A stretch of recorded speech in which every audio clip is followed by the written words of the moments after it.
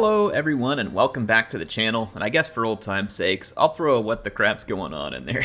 But yes, welcome to another Rome 2 battle. Yesterday, I had a couple of Warhammer videos, and with good reason. I was behind on the campaign, and then I had that really cool replay that came to me via Wicked, which is one of my moderators, but obviously the players in it were different, but you all get to see it. I'll be doing some more Warhammer replays hopefully soon, and hopefully some battles with you as well. But I definitely wanted to get over and get you a couple of Rome 2 battles today to try and balance it.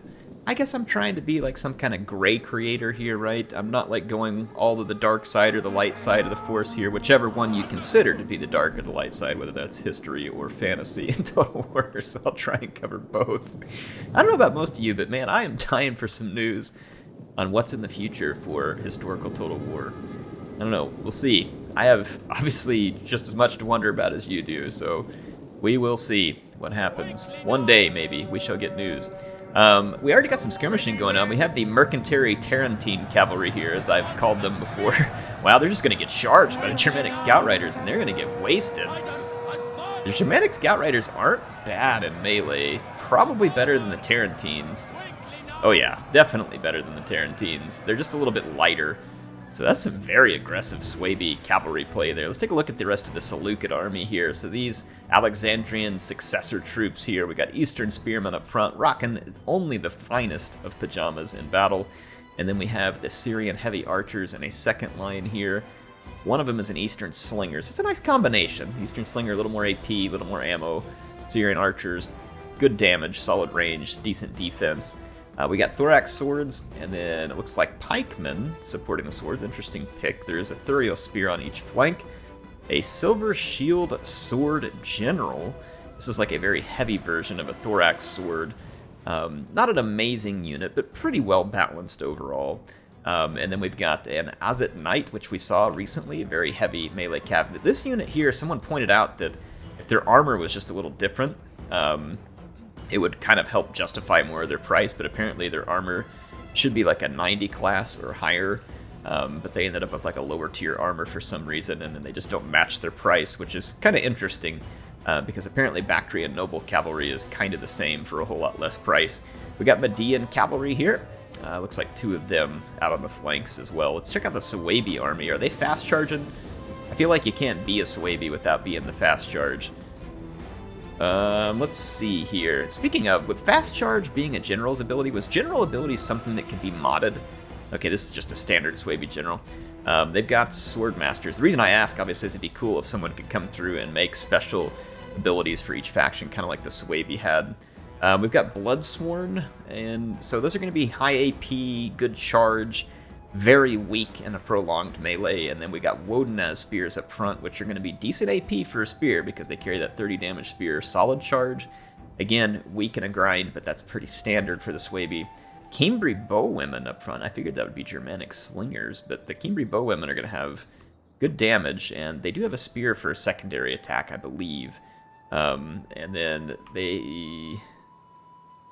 yeah, charge bonus. Yeah. Anyway, let's check out what else is back here. So, Club Levy. Looks like that horse skirmish did not end well for the Germanic Scout Riders. They did not end up trading great against the Mercenary Tarentine Cavalry, or, you know, again, Mercenary Cavalry. Persian Light Archer back here as well. So the Seleucids have they got some pretty serious skirmishing here. They got 5 skirmish units, and they should be able to protect it from the Suebi Cavalry at this point. Kind of a standoff right now. It seems like neither player wants to move forward and start the shooting, though I think the Seleucids should do fine, especially if they're able to draw some shots with their Eastern Spears. We'll see. So the Cambry Bowwomen are going to open fire. The Eastern Spears are going to push up to intercept the Wodenaz, and there is an exchange going on. Let's go ahead and hit play here. The entire Seleucid line actually pushing forward at this point. Can the Seleucids outlet? I mean, the Seleucids probably could outlast. There were a couple Berserkers here I didn't catch earlier. That's a Hex Bearer. So that's a special scare unit. That's an interesting one. So some unique infantry. Berserkers, Hex Bearers, Club Levy, Bloodsworn. That's going to be in a unique infantry line. I don't think the Seleucids want to push this one too early. If I were them, I would want to get a little more damage done with my archers. In fact, since they have the cavalry advantage, I kind of feel like their archers should be targeted into the unique infantry. Like, hit those hex bearers and the berserkers and see if you can shred them up a little prior to the mainline fight. And then they've got a pike unit for holding here.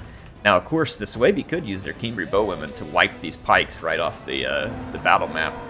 Nice use of that cavalry there to get in and disrupt during the skirmish. I like that by the Seleucids. Gutsy, somewhat suicidal, but effective. Effective indeed. Woden-ass spears getting chewed up here. Those Bloodsworn are turning their back, so lots of good opportunities for the Seleucids to get some value out of their skirmishers. Cimbri bowwomen, though, still quite healthy, so they're going to be able to deal some damage back, potentially. So the Suebi are falling back for the moment. They really can't afford to fall back. I mean, they can fall back and just see if the Seleucids will follow, though the Seleucids really hold the advantage here, in my opinion, just because the cavalry is heavy in their favor, and they do have a fair number of Woden-ass spears. But one way or the other, like if you look at this engagement, if the Woden-ass spears break apart and come to guard the rear with the Cimbri bowwomen, then the front line could get savaged by the Seleucid cavalry. If the Woden-ass spears stay up front, they could get savaged by the infantry and then not survive long enough. So I think the Suebi are probably in a bit of a conundrum. However, I could be wrong. Things don't always play out the way that you think or the way you plan. So let's just see what happens. Go look at that Seleucid skirmisher line here. The Eastern Slinger, 2 Syrians, still very much alive.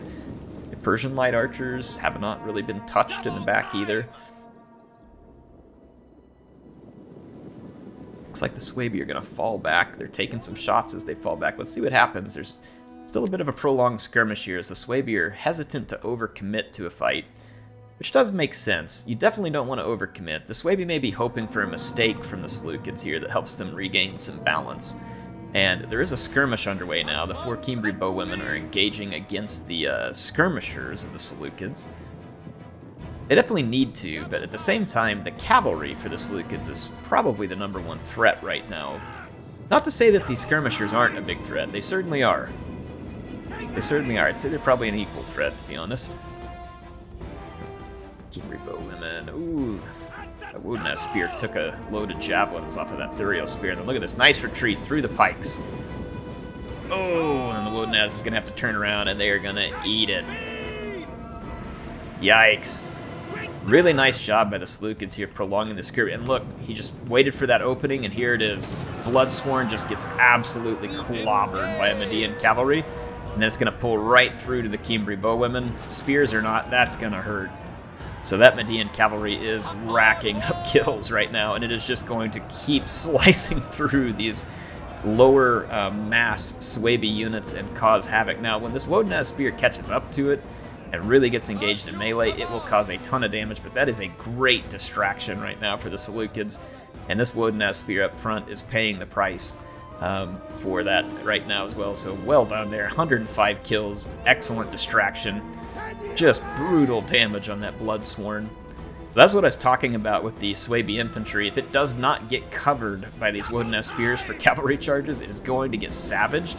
But then if the Woden-ass spears cover up front, they're going to get savaged, which is in turn potentially leaving the Suebi open to rear attacks. These pikes, the Suebi need to get rid of those pikes. That certainly has to be a priority target for the bows, and we see that coming over here. So the Suebi player is well aware that that's the case. There's a bit of a charge going on here. The Thorax Sword's fixing some Woden-ass. I like the attempt to kill off the Woden-ass spears quickly. Once those Woden-ass spears are gone, there's not as effective units to guard that Thorax Swordsman here. Again, engaging a Woden-ass spear. Now, don't underestimate that Woden-ass spear. It's going to do well off the charge and will continue to do pretty well. It's not exactly the fight you wanted in. Look at that. It's almost pulling. It is pulling through. The Woden-ass spear just pulled right through that fight. Ended up getting caught here. Oh, now it's going to get sandwiched. I think they did want a piece of that cavalry, and they ended up getting it, though it wasn't exactly what they wanted. That Bloodsworn got a really nice charge to follow it up. All right, here comes the main engagement. We got the Berserkers engaging Thorax Swords. Let's check out those Berserkers up front. It looks like they may cycle charge here. They're going to use the Woden-ass spears. Nice rear charge here from the Hex Bearers. So, possible we could see that Thorax Sword crack under some of that pressure. So, a good engagement for the Suebi here. They're going to take out this Thorax Sword. And they did get that cavalry unit as well. They paid a bit of a price for it, but they got it. Suebi are still going to be in bad shape in terms of skirmish. And back here, it looks like they're Cimbri bowwomen going down, a Bloodsworn trying to beat down the Median cavalry, and it will eventually get it. But that Median cavalry picked up 219 kills. Absolutely savage. I love the Thurio spears backing the pike unit. Kind of gives the pike unit some protection there with its javelins. Here comes a Bloodsworn. Oh, yeah, these units can't sit here. They're going to get absolutely beaten to a pulp. Here comes the Ozet Knights. And they are going to be plowing into this light Suebi infantry, and there's just nothing here to guard them. So the Suebi at this point got picked apart pretty hard in the skirmish. They did kind of get, I think, a fairly favorable engagement there for a moment, but then as the Seleucids backed up and reformed things, there was really just nowhere great for the Suebi to go here. The only thing they could do is maneuver around and hope for the best in terms of positioning. But really, the Seleucids have had an advantage here for a while when the Suebi lost their cavalry. And then, again, with the skirmish engagement going the way it is, it kind of divided the Wodenaz spears from the duties where they needed to help protect against the cavalry. And they can help protect against it. But a Wodenaz spear also can't take a cavalry charge while they're moving. They need to be braced. And it's just difficult to do that. So it puts the Suebi in a tricky position. Their swordmasters are fighting the Silver Shield swordsman, and the swordmasters should be a decent match for that swordman. That swordman's a tough unit. You can see they've got Use the Whip going. Very, very solid defense on that unit. Really good armor. Pretty decent charge, to be honest, too, at 27. So they're going to be a match for that swordmaster for sure. And then we've got pikes right there on the edge supporting, as well as some skirmish fire coming in. So that Silver Shield sword is going to find itself, I believe, in a favorable engagement. Nice work against the pikes here. Look at that Suebi surrounding coming in. This is like some old school Rome 1 action here, surrounding pike units with the old Germanians. I don't know if that pike unit will completely crack. It's going to get damaged, but it got some nice support from that Ozet Knight. In some ways, I do kind of like the Ozet Knight pick against the Suebi. It's not to say the Suebi can't win this battle. In fact, I do believe that if the Suebi had gone with Germanic Slingers here, because of their excellent missile block, this could have made this match very different. And I think that the Germanic Slinger is the pick when it comes to the skirmish. I mean, in most cases for the Suebi, those are so difficult for an enemy to skirmish kill. You let those Germanic Slingers stand out front, you get some cheap spear protection with javelins right behind them, and you just leave them with that protection, and then they're able to fire in and do their damage. They can pick apart the pikemen while the enemy wastes their missiles on your, 80% effective shields, stuff like that. And so I do believe Germanic Slingers are probably the superior pick over Cimbri bowwomen, though there probably is a time for the bowwomen. You just have to be very selective about it, right? When are you going to be fighting an army with low block chance, low armor, where that extra damage from the arrows is worth it over the slower damage from the slingers with the better protection, right? So the Suebi are in their last throws here, trying to fight against the Seleucids, and they're not going to make it, but it is a brave fight nonetheless. And they are trying to make their namesake proud here. That Ozet Knight has picked up a lot of kills, 165 kills. I don't know if it's paid for itself because we don't get a value measurement in Rome 2, but an impressive number of kills to be sure. That Swordmaster managed to get out of that fight with the Silver Shield swords earlier. Looks like a Berserker has now taken to the Silver Shield sword. There is a pike unit nearby for some support, though. You do have to move these units forward sometimes, really push them into an enemy to get them to do the damage. Berserkers were actually doing some decent damage there in that fight. They had Headhunt available. There's the Persian archers kind of helping just to fix, and then the Ozet Knights cycle charging up to 175, should be 180 and climbing there. So nice performance. GG to the Suebi. Fun matchup here. I think there were some interesting lessons in the matchup. I mean, you can see the Seleucids aren't walking away from this like a decisive victory. They took some damage. And it shows you that the Suebi units can certainly do a lot of damage. Again, I think the one biggest difference here that could have been potentially great would be the Germanic Slinger pick. But otherwise, I think there were some nice plays there by the Suebi where they were able to outflank some of the Seleucid infantry units. They did get a couple of engagements where they crushed some infantry units 1-to-1. That aggressive cavalry play early was probably a little too much early. But, sometimes you got to be risky to get a reward. And in that case, it did not pan out. There's 9 Berserkers left fighting to the death here. as they are out of control. So that's what's preventing the battle from ending. They got their frenzy going there too. They got 166 kills. Those berserkers are insane. They're probably about to get hit by Ozet Knights, and then of course they're all shroomed out and they're going to charge straight into the pike phalanx. Probably not going to end well for them, as you see a couple of them went straight into the wood chipper. And I don't know how you don't get friendly fire here, but magic. See, you all thought magic was only for fantasy games. It also exists in the historical games. The single berserker had to get one last stabbing in there before he died. So, or oh no, there's one more. He had one buddy left. Oh! He's out for the count, folks. No! He's gonna get back up. He's got a little more in him. He is totally surrounded. There he goes. Alright. Let's end the replay and check out the stats here. Pretty good performance from the Silver Shield Swords. A nice performance from the Ozet Knights. Good performance from that Median cavalry there. And let's see, the Syrians, the archers. You know, again, some pretty good performances out of multiple of the Seleucid troops. And on the, I just about said Germania, Suebi side, these berserkers, they did get some decent kills there. That was not bad. This Bloodsworn did a pretty good performance. Bloodsworn are really cheap, so when you get them to rack up that many kills, it's generally speaking worth it. The Wodenaz kind of struggled not getting into their value zone as good as they could, but you know that's a trick. And again, I would take those bowwomen and replace them with Germanic slingers. See how that one goes down. But thank you to Ram and Vortigaunt Sauce here. I appreciate the play from both of them. It was fun to see. And definitely appreciate them helping us get some battles on the channel. We haven't seen some from Ram before, I don't think, so appreciate it.